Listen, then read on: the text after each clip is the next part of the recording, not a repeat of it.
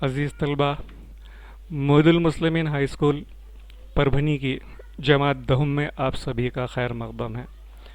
मैं 10th semi medium के तलबा से मुखातिब हूँ जो आज साइंस फर्स्ट का एक चैप्टर क्लासिफिकेशन यानी पीरियडिक क्लासिफिकेशन ऑफ एलिमेंट पढ़ने वाले हैं। ये केमिस्ट्री से ताल्लुक़ रखता है। आपको चैप्टर में जितनी चीज़ें पढ़नी हैं वो चीज़ों के बारे में आपके टाइटल के नीचे लिखा हुआ होता है, जिसमें सबसे पहली चीज़ elements and their classification, Dobereiner's triads, Newlands laws of octave, Mendeleev's periodic table और मॉडर्न पीरियोडिक टेबल। इतनी चीज़ें ध्यान रखिए, इतनी चीज़ों के बारे में आपको इस चैप्टर में मालूमात दी जाएगी। या इसको मैं दूसरे अल्फाज में कहूँ तो ये चैप्टर मुकम्मल होने के बाद आपको दुबेराइनर्स ट्रायड्स क्या हैं, न्यूलैंड्स लॉज ऑफ ऑक्टेव्स क्या हैं, मेंडलीव्स पीरियोडिक टेबल किसे कहते हैं, फिर मॉडर्न पीरियोडिक टेबल में क्या क्या है, ये तमाम चीज़ें आपको इस चैप्टर में आ जानी चाहिए। आइए चैप्टर शुरू करते हैं। कभी भी याद रखिए, शुरू करते वक्त आपको पुराना इस चैप्टर से जुड़ा हुआ जो कुछ भी कंटेंट था वो आपको अच्छी तरह समझा हुआ होना चाहिए। देखिए, क्लासिफिकेशन ऑफ एलिमेंट्स आप पढ़ रहे हैं तो आपको सबसे पहले एलिमेंट के बारे में सब कुछ मालूम होना चाहिए। एलिमेंट्स हैं क्या? एलिमेंट्स में ये जो ELEMENTS एलिमेंट्स लिखते हैं आप, बुनियादी चीज़ है। इसके बारे में आपको अच्छी तरह समझना चाहिए कि ये सिंगल सब्सटेंस को हम एलिमेंट कहते हैं। मिसाल sodium, magnesium, oxygen, carbon, nitrogen, इस तरह की जितने भी चीज़ें हैं वो सारी के सारी एलिमेंट्स कहलाती हैं। मैंने यहाँ मुख्तसरन उसकी तारीफ लिखी हुई, अ सिंगल सब्सटेंस मतलब एक अकेली शय, एक शय। मिसाल के तौर पर लोहा। लोहा किन किन चीज़ों से बना हुआ है? तो उसमें सिवाय लोहे के और कोई भी चीज़ उसके अंदर पाई नहीं जाती। आपने जो डेफिनेशन पहली पढ़ी हुई उसकी, उसमें लिखा हुआ a single substance which can not be further divided into simpler substances by any physical or chemical means is called as is an element. तो एलिमेंट का मतलब जिसको आप कुछ भी कर लें, सिंपल सब्सटेंसेस में आप उसको तब्दील नहीं कर सकते। मतलब आपको एक चीज़ दी जाए, बोले उसमें से दो चीज़ निकालिए, तो आप नहीं निकाल सकते। इसको कहेंगे conversion of simple substance into simpler substances. तो बहरहाल एलिमेंट का मतलब आपको समझ में आना चाहिए। आपने पहले से क्लासिफिकेशन भी पढ़ी हुई है कि ये मेटल्स, नॉन मेटल्स, मेटलॉइड्स में डिवाइड किए जाते हैं। तो एलिमेंट, आगे चलते हैं। उसके बाद है क्लासिफिकेशन। क्लासिफिकेशन ये वर्ड आपको अच्छी तरह समझना चाहिए कि इसका मतलब आप किसी चीज़ को ग्रुप्स में, क्लासेस में डिवाइड कर रहे हैं। डिस्ट्रीब्यूशन इनटू ग्रुप्स मतलब हम उर्दू में कहें अगर तो अलग अलग जमातों में तकसीम करना या जमात बंदी करना, ये क्लासिफिकेशन कहलाएगा। अब दो चीज़ें होती हैं। एक तो ये कैसे किया जाता है, तो और दूसरे ये किस तरह किया जाता है और क्यों किया जाता है।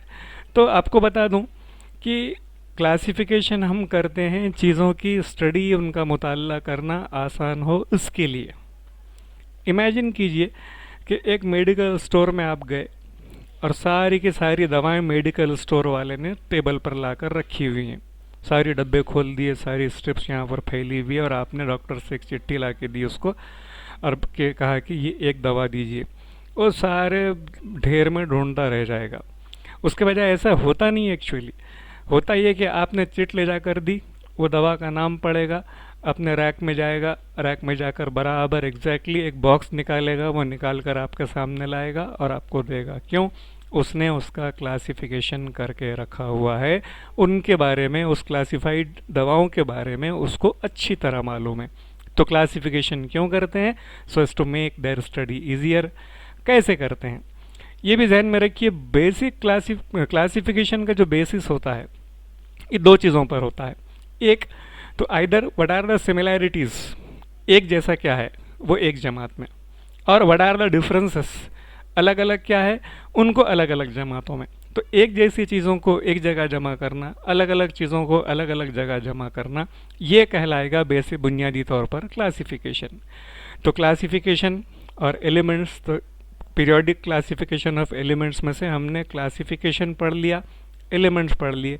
रहेगी बात पीरियोडिक की, उसको आएंगे हम चैप्टर में जब उसकी ज़रूरत पड़ती है, तब मैं उसको एक्सप्लेन करता हूँ। चलिए आगे देखते हैं कि एलिमेंट्स क्लासिफिकेशन कैसे होते हैं।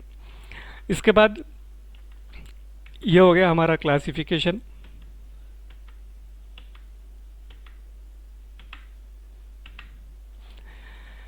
आज जदीद जो साइंस है हमारी, आज का जो नया नॉलेज है, उसके हिसाब से हमारे पास तकरीबन 118 एलिमेंट हैं जो हमको मालूम हो चुके हैं। नॉन एलिमेंट जिसे कहते हैं हम लोग, जिनके बारे में हम जानते हैं, वो तकरीबन 118 है।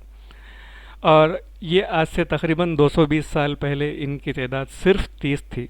मतलब जब लोगों को एलिमेंट्स के बारे में मालूम होना शुरू हुआ, जब बहुत कम तादाद में लोगों को मालूम था, 30 से 118 होने के लिए 220 साल का वक्फा लगा।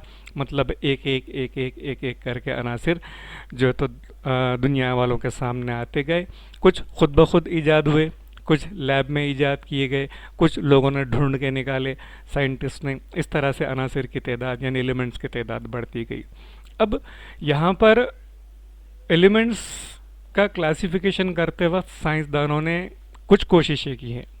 आपको अभी 10th के लेवल पर सिर्फ 3 चीज़ें पढ़नी है: Dobereiner's triads, Newlands laws of octaves, Mendeleev's classification, और लास्ट में जो आज राइज है वो है मॉडर्न क्लासिफिकेशन ऑफ एलिमेंट्स। ये इतनी चीज़ें आपको पढ़नी है। हम क्या करते हैं कि जब एलिमेंट्स को क्लासिफिकेशन करते हैं, तो जैसे मैंने आपको पहले बताया कि किसी न किसी बुनियाद पर उनको ग्रुपों में, जमातों में तकसीम किया जाता है। तो यहाँ पर एक जगह एक ग्रुप बनेगा अगर एलिमेंट्स का, उसका मतलब होगा कि वो ग्रुप में पाए जाने वाले सारे के सारे एलिमेंट्स ऐसे हैं जिनकी प्रॉपर्टीज़ एक जैसी है।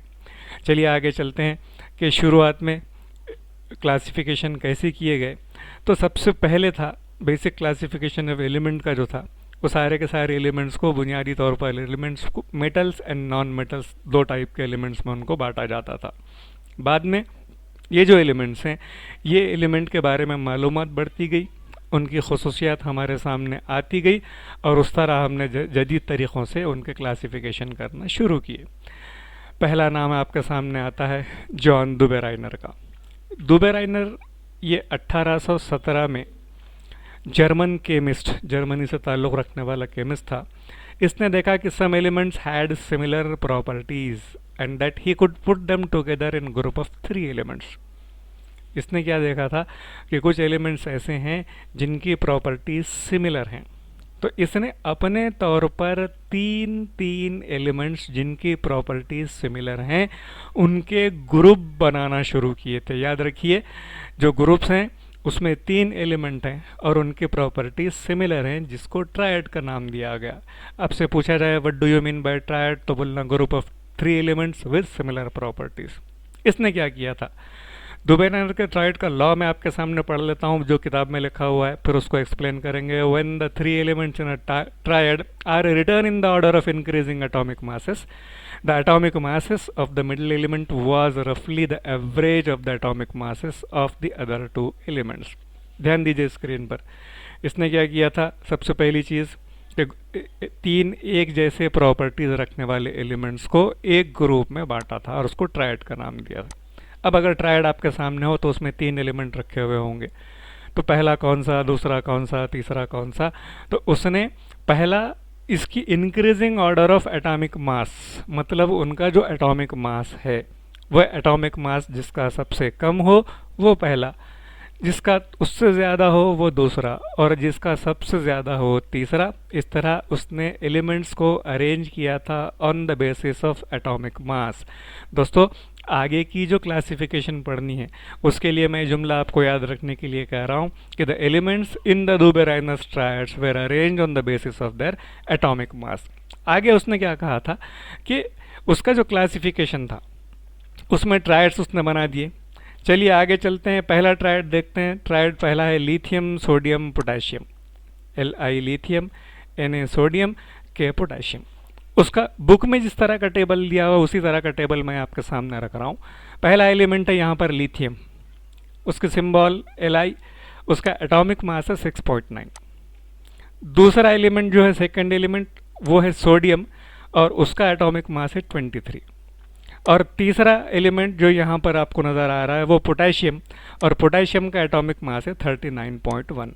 मतलब हमारे पास तीन एलिमेंट्स हैं और तीनों का एटॉमिक मास हमारे सामने मौजूद है। लिथियम सबसे कम 6.9 इसलिए पहले, सोडियम 23 इसलिए बीच में, और पोटेशियम 39.1 मतलब लास्ट में। अब इसका जो तरीक़ा था ट्रायड्स को कैलकुलेट करने का, इसके ट्रायड्स का जो बेसिक प्रिंसिपल था वो ये था कि बीच के एलिमेंट का एटॉमिक मास आजू बाजू के दोनों एलिमेंट्स के एटॉमिक मास का एवरेज और अरिथमेटिक मीन मतलब औसत निकाल लीजिए। उनका औसत निकालना है मतलब आपको क्या करना पड़ेगा कि लिथियम का एटॉमिक मास 6.9, उसके बाद तीसरा पोटेशियम उसका एटॉमिक मास 39.1, दोनों की जमा करके 2 से डिवाइड कीजिए, एवरेज निकालिए, एवरेज आएगा 23। और ये एवरेजली नहीं बल्कि एग्जैक्टली इक्वल है ये एटॉमिक मास सोडियम के बराबर।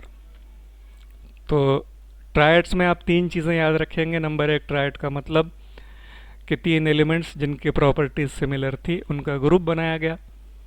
उसके बाद दूसरा, elements were arrange on the basis of their atomic masses, जिसका एटॉमिक मास कम वो पहले, जिसका एटॉमिक मास उससे ज़्यादा वो बाद में, और सबसे ज़्यादा वाला लास्ट में। और फिर उसका जस्टिफिकेशन क्या था कि बीच के एलिमेंट का एटॉमिक मास बाकी के दो एलिमेंट्स के एटॉमिक मासेस के एवरेज के बराबर है।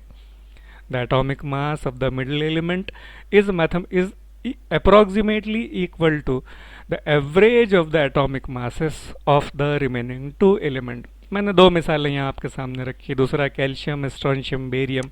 Calcium 40.1, strontium 87.6 and barium 137.3। अगर आप दोनों का एवरेज निकालें कैल्शियम और बेरियम का तो वो आएगा 88.7 के बराबर। और उसके बाद एक्चुअल जो एटॉमिक मास है उसका वो है 87.6, एग्जैक्टली सेम नहीं आता, इसीलिए हम कहते हैं अप्रॉक्सीमेटली मतलब औसतन। चलिए आगे चलते हैं दुबे ट्रायड्स के। ये तरीक़ा इस्तेमाल करना बंद कर दिया गया। क्यों? उसके कुछ लिमिटेशंस थे, उसके कुछ कमियां थी, खामियां थी। खामियां क्या थी देखिए, it failed to arrange all the known elements in the form of triads of elements having similar chemical properties। मतलब ट्रायड में अगर आपको किसी एलिमेंट को शामिल करना है तो आपको पाबंदी है कि जब तक उसकी तरह के दो प्रॉपर्टीज़ वाले एलिमेंट आपको और नहीं मिलते तब तक आप ट्रायड नहीं बनाते। जब तक आप ट्रायड नहीं बना सकते तब तक आप उनका क्लासिफिकेशन नहीं कर सकते। तब कोई अगर नया एलिमेंट मिलता है तो नए एलिमेंट की तरह के दो और एलिमेंट मिलने तक उसका क्लासिफिकेशन नहीं हो सकता। ये खामी है, ये काबिल कबूल नहीं है। आगे, he could identify only 3 triads from the elements known at that time, hence this system of classification was not found to be useful। उसको सिर्फ 3 ट्रायड मिले थे, 2 मैंने आपके सामने रखे, तीसरा आपको किताब में से ढूंढना है और उसको मार्क करना है कि तीसरा है क्या, उसका क्लासिफिकेशन, उसका कैलकुलेशन भी करके देखना है आपको। तो इस तरह की खामियों की वजह से ये जो है दुबे-रेनॉल्ड्स के ट्रायड्स जो है तो रिजेक्ट कर दिए गए, हमने उनको इस्तेमाल करना बंद कर दिया। उसके बाद आते हैं 1866 में जॉन न्यूलैंड्स। ये इंग्लिश मतलब इंग्लैंड से ताल्लुक़ रखने वाला साइंटिस्ट था। अगेन मैंने आपको पहले बोला था कि याद रखिए एटॉमिक मासेस को दुबे राइनर ने increasing order of atomic masses में रखा था। यहाँ पर भी सेम है। यहाँ पर भी न्यूलैंड्स ने क्या किया कि एलिमेंट्स को एटॉमिक मासेस के इंक्रीजिंग ऑर्डर में रखा, इन the order of increasing atomic masses. और फिर क्या हुआ, उसके बाद उसने जितने उसके ज़माने में जो एलिमेंट्स नॉन एलिमेंट्स थे उनको तरतीब में एक के बाद एक, एक के बाद एक, एक के बाद एक लिखना शुरू किया। स्टार्टेड विद हाइड्रोजन और थोरियम तक पहुंच गया वो। जब वो लिखना शुरू कर रहा था, पहला हाइड्रोजन, दूसरा हीलियम, इस तरह आगे जब जा रहा था वो, तो जाते वक्त उसके समझ में आया कि पहले एलिमेंट के बाद 1 2 3 4 5 6 7 एलिमेंट छोड़ दीजिए, 8वें एलिमेंट की प्रॉपर्टी ये पहले एलिमेंट की तरह सेम होती है। मतलब पहला एलिमेंट, 8वां एलिमेंट, 15वां एलिमेंट, 1 8 15 22, इस तरह से गैप के बाद प्रॉपर्टीज रिपीट होती है। आपको टाइटल में एक वर्ड लिखा हुआ है पीरियोडिसिटी, पीरियोडिक। तो पीरियोडिसिटी का मतलब एग्जैक्टली क्या होगा, repetition of properties with a particular interval, अगर खसूसियात रिपीट की जाती हैं एक मखसूस वक्फे के बाद, तो उसको हम पीरियोडिसिटी, या उर्दू में उसको दौरी जमात बंदी के वर्ड इस्तेमाल करते हैं हम लोग। तो यहाँ पर भी वही हुआ, इसने जमात बंदी करके ऑक्टेव्स बनाए। आइए देखते हैं उसके ऑक्टेव्स क्या है कि when elements are arrange in the order of increasing atomic masses, the properties of every eighth element were similar to that of first. मतलब हर आठवें एलिमेंट की प्रॉपर्टी पहले एलिमेंट की प्रॉपर्टी की तरह थी। इसने फिर उनके आठ आठ के ग्रुप बना दिए, और ग्रुप बनाने के बाद जो है तो एक टेबल उसकी छोटी सी सामने आती है। वो टेबल देखेंगे हम लोग न्यूलैंड्स के ऑक्टेव में। ये न्यूलैंड्स के ऑक्टेव्स की टेबल थी, इसको ध्यान से देखिए। Hydrogen, lithium, beryllium, boron, carbon, nitrogen, oxygen, 1 2 3 4 5 6 7। मतलब इसने जब एलिमेंट्स का क्लासिफिकेशन शुरू किया तो पीरियोडिसिटी को इसने मुशाबियत बताया था कि this property is similar to the musical notes. Musical notes क्या होते हैं? सा, रे, ग, म, प, ध, नी, फिर सा। मतलब सा से शुरू होकर सा पे ख़त्म होते हैं। तो उसी तरह से हाइड्रोजन की जो प्रॉपर्टीज़ थी, ऑक्सीजन आने के बाद फ्लोरीन पर आ जाइए, तो फ्लोरीन की प्रॉपर्टीज़ हाइड्रोजन की प्रॉपर्टीज़ की तरह सिमिलर होती हैं। हर आठवें एलिमेंट की property, the properties of every eight element is similar to as that of first. पहले एलिमेंट की तरह की उसकी प्रॉपर्टी होगी। तो उसने क्या किया कि जो फ्लोरीन था आगे आठवीं जगह पे रखने के बजाय हाइड्रोजन के नीचे रख दिया। फिर सोडियम आ गया, magnesium, aluminium, silicon, phosphorus, sulphur. इस तरह उसने एलिमेंट्स को तरतीब में रखना शुरू किया और अपना एक टेबल बनाकर सामने रखा, जिसे हम न्यूलैंड्स लॉ ऑफ ऑक्टेव्स कहते हैं। ये भी आज हम इस्तेमाल नहीं करते। न्यूलैंड्स लॉ ऑफ ऑक्टेव का तरीका जो क्लासिफिकेशन का है वो हम आज रिजेक्ट कर चुके हैं। रिजेक्ट कर चुके हैं का मतलब क्या कि वो हम इस्तेमाल नहीं कर सकते। क्यों? उसके लिमिटेशंस की वजह से। लिमिटेशंस देखते हैं उसकी। It was applicable only till calcium. ये सिर्फ कैल्शियम तक उसका कानून फिट बैठता है। कैल्शियम के बाद के अगर आप एलिमेंट देखेंगे तो आठवें एलिमेंट की प्रॉपर्टी पहले एलिमेंट की तरह नहीं आएगी। मतलब कैल्शियम के बाद वो रूल लागू नहीं होता एलिमेंट्स के प्रॉपर्टीज की वजह से। Next, he assume that only 56 elements existed. इसके ज़माने में सिर्फ 56 एलिमेंट्स मालूम थे, मगर बाद में जो एलिमेंट्स मालूम हुए, जिनके बारे में लोगों को पता चला, जो दरियाफ्त हुए, तो उनका क्लासिफिकेशन करने का अरेंजमेंट न्यूलैंड के लॉ ऑफ ऑक्टेव में बिल्कुल नहीं था। तीसरी लिमिटेशन देखते हैं। In order to fit elements into his table, he fit elements like cobalt and nickel under the same slot, that too in the same column as fluorine, chlorine and bromine, which have very different properties than these elements. होने लगा क्या? इस point को समझिए कि उसको एक group में, समझिए सा वाला उसका जो ग्रुप था उसमें कुछ एलिमेंट रखने हैं।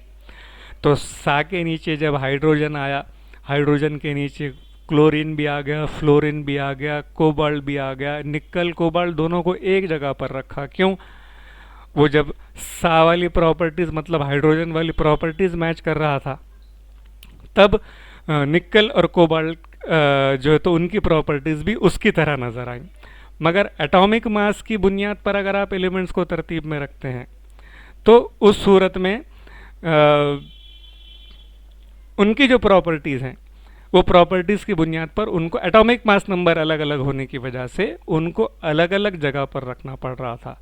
तो फिर उसने कोबाल्ट और निकल को एक जगह रख दिया, जबकि दोनों की प्रॉपर्टीज़ बिल्कुल एक दूसरे से मुशाबहत नहीं रखती। There is no any resemblance between the properties of cobalt and nickel, they are two different elements. फिर से एक बार देख लीजिए यहाँ पर क्या होगा। इसके हिसाब से देखें तो पहला एलिमेंट हाइड्रोजन, तरतीब ध्यान में रखिए, सबसे कम एटॉमिक मास हाइड्रोजन, फिर लिथियम, फिर बेरिलियम, फिर बोरॉन, फिर कार्बन, फिर नाइट्रोजन, फिर ऑक्सीजन। इसके बाद आता है फ्लोरीन। इसका मतलब ये कि हाइड्रोजन की प्रॉपर्टीज़ फ्लोरीन की तरह होती हैं या फ्लोरीन की प्रॉपर्टीज़ हाइड्रोजन की तरह होती हैं। ये लिमिटेशन पर ध्यान दीजिए। कौन सी? कोबाल्ट और निकल, दो एलिमेंट जिनके एटॉमिक मासेस अलग अलग हैं, वो एक जगह पर कैसे आ सकते हैं। ये एक जगह पर बिल्कुल नहीं आ सकते। इस तरह की लिमिटेशन की वजह से हमने न्यूलैंड्स के लॉज ऑफ ऑक्टेव्स को रद्द कर दिया। बाकी का चैप्टर हम इंशाल्लाह अगले पीरियड में देखते हैं। खुदा हाफिज़।